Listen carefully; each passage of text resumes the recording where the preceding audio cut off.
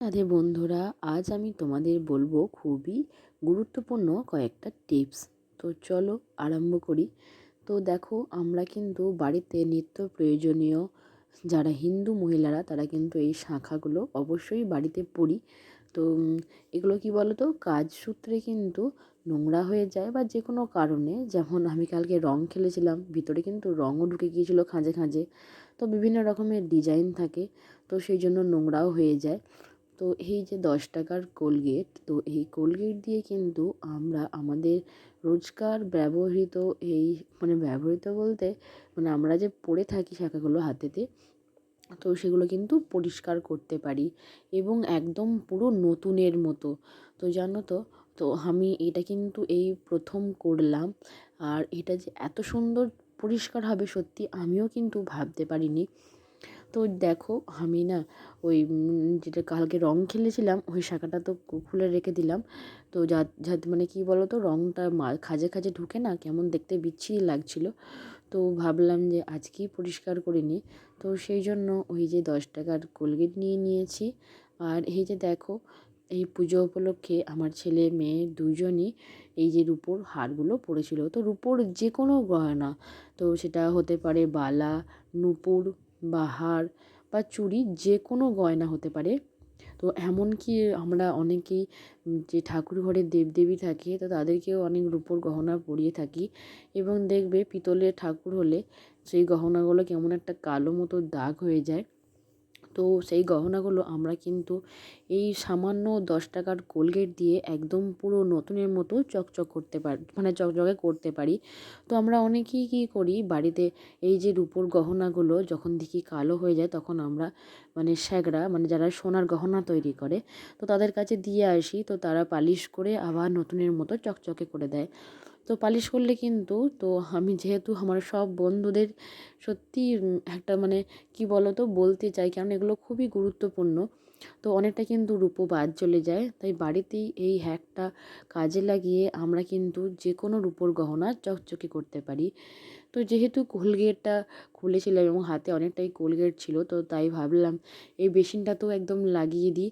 আর এই যে জলের বেসিনগুলো, তো বাথরুমের তো যে কলগুলো থাকে, তো স্টিলের যে কোনো কিছু কিন্তু এই কোলগেট দিয়ে একদম পরিষ্কার চকচকে হয়ে যাবে। আর দেখবি বেসিনের কলগুলো বা বাথরুমের কলগুলোতে কেমন সাদা মতো একটা দাগ থেকেই যায়। তো সেগুলো কি বলো তো, এভাবে কিন্তু আমরা কোলগেট দিয়ে নতুনের মতো চকচকে করতে পারি। তো অবশ্যই কিন্তু আধ ঘন্টা ভিজিয়ে রাখতে হবে, রূপোর গহনাই হোক, শাঁখাই হোক, আর এই যে বেসিনের যে কলগুলো হোক, যাই হোক, সেটা কিন্তু কোলগেটে লাগিয়ে আধ ঘন্টাটা ভিজিয়ে রাখতে হবে। তো আমি এখানে এক টুকরো লেবু নিয়ে নিয়েছি এবং এই লেবুটা ভালো করে কলের যে মুখটা ভালো করে দেখো ঘষে ঘষে আমি এগুলো পরিষ্কার করছি। আর জানো তো, আমি কিন্তু এটা সপ্তাহে 1 দিন করে থাকি। তো তোমরা অবশ্যই করো। আর ওই যে রূপোর গহনাগুলো দেখতে পেলে যে আমি কোলগেটটা মাখিয়ে রাখলাম। তো তোমরা যখনই রূপোর গহনা ব্যবহার করবে, আবার যখন খুলে ওগুলো আলমারিতে ভরে রাখবে, তো তার আগে এভাবে কোলগেট লাগিয়ে পরিষ্কার করে তারপরে ভরে রেখো।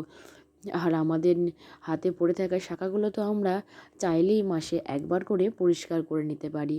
তাহলে কি বলো তো, দেখতেও সুন্দর লাগবে এবং পরিষ্কারও থাকবে। তো দেখো বেসিনের কলটা কত সুন্দর পরিষ্কার হয়েছে, তো পুরো একদম চকচক করছে। তো তারপর বেসিনটা একবারে ধুয়ে দিয়ে চলে এলাম। তারপর এখানে একটা ব্যবহার না করা ব্রাশ আমি নিয়ে নিয়েছি। যেহেতু শাঁখার অনেক খাঁজ আছে, তো সেই খাঁজগুলো কিন্তু পরিষ্কার করার জন্য অবশ্যই একটা ব্রাশ লাগবেই। তো সেই ব্রাশটাকে নিয়ে খাঁজের মধ্যে যে নোংরাগুলো বা রঙগুলো জমেছে ভালো করে ঘষে ঘষে আমি এখানে তুলে দিচ্ছি। তো দেখো, আমি কিন্তু বললাম যে একটু খাঁজগুলো ঘষতে হবে, কেননা আমি না কদিনই হলো পরিষ্কার করিনি। আর যাই হোক, আমি কিন্তু এখন বাস ভালো করে ঘষে ঘষে পরিষ্কার করে নিচ্ছি। তো কোলগেট এমন একটা জিনিস যেটা দিয়ে কিন্তু আমরা বাড়ির যে কোনো স্টিলের জিনিস, যে কোনো রূপোর জিনিস অনায়াসেই পরিষ্কার করতে পারি কোনো ঝামেলা ছাড়াই। তো আমি ওই যে দেখো, ওই হাড়গুলোতেও কিন্তু কোলগেটটা লাগিয়ে রেখে দিয়েছি। তো ম্যাক্সিমাম তোমরা তো বললামই যে আধ ঘন্টা রাখবে। তো শাঁখাটা ভালো করে মেজে নিলাম। তারপরে এই যে রূপোর যে হারগুলো একটা একটা করে পরিষ্কার করে নেব। আর বললে মানে তোমরা হয়তো অবাক হবে যে এই গহনাগুলো যখন পরিষ্কার করছিলাম এত কালো মতো নোংরা বেরোচ্ছিলো। তো এগুলোর হচ্ছে রূপোর জিনিসের কস যেটাকে বলে। তো স্যাংরারা কিন্তু এগুলো পালিশ করে, তো পালিশ করলে নতুনের মতো চকচক করে, কিন্তু এতে কিন্তু আমাদেরই ক্ষতি হয়। মানে হয়তো ওই পালিশ করতে গিয়ে অনেকটা রূপোও হয়তো বাদ চলে যেতে পারে। তো আমি আগে জানতাম না। তো আমাদের যে কোনো রূপোর জিনিস নোংরা হলে আমি স্যাংরার বাড়ি থেকে মানে স্যাংরার যে দোকান আছে সেখান থেকেই পরিষ্কার করে আনতাম। কিন্তু যবে থেকে আমি জানতে পেরেছি এই হ্যাকটা, তো তবে থেকে আমি বাড়িতে রূপোর গহনা পরিষ্কার করার সময় খুব সহজেই এবং কম সময়ের মধ্যেই রূপোর গহনা পরিষ্কার করে ফেলি। তো সব কটা গহনাই আর কি একে একে দেখো আমি পরিষ্কার করে নিলাম। তো কি বলো তো, একটু ব্রাশে করে ঘষে দিলে আমার মনে হয় সবচেয়ে বেশি ভালো হয়। তো যেহেতু কি বলো তো, এই গহনাগুলোতেও কিন্তু অনেক খাঁজ আছে।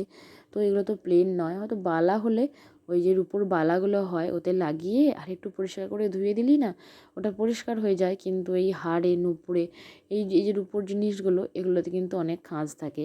তো খাঁজগুলো একটু ওই ব্রাশে করে ব্যবহার মানে একটু ঘষে দিলেই হাড় পরিষ্কার হয়ে যায়।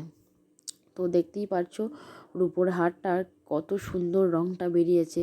তো সব কটা মাজা হয়ে গেলে তারপর আমি এগুলোকে সব একে একে জল দিয়ে ধুয়ে দেব।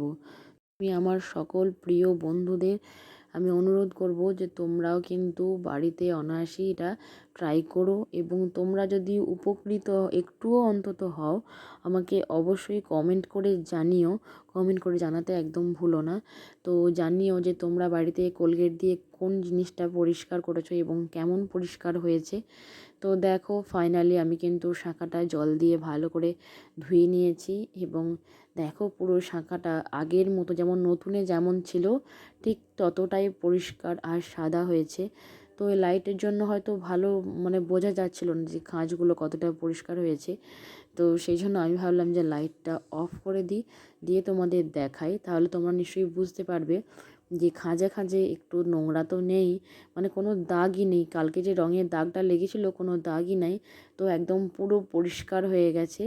তো এদিকে আমি শাঁখাগুলো পরিষ্কার করে নিলাম। তারপর এই যে রূপোর যে হারগুলো সেগুলো আর একটু জল দিয়ে ঘষে দিলাম, কেননা কলগেটটা তো অনেকক্ষণ ধরেই ভেজানো ছিল। তো দেখবে অনেকক্ষণ ধরে ভেজানো থাকলে শুকিয়ে যায়, তো সেটা তো তুলতে হয়। তো সেই জন্য জল দিয়ে আরেকবার ব্রাশে করে ঘষে নিলাম। তো ফাইনালি আমার রূপোর তিনটে হার খুব ভালোভাবে পরিষ্কার হয়েছে, এবং দেখো কতটা চকচক করছে পুরো নতুনের মতো। তো বন্ধুরা, আমার আজকের ব্লগ তোমাদের কেমন লাগলো তো সেটাও আমাকে জানিও। তো আজকের মতো এখানেই শেষ করলাম। রাধে রাধে।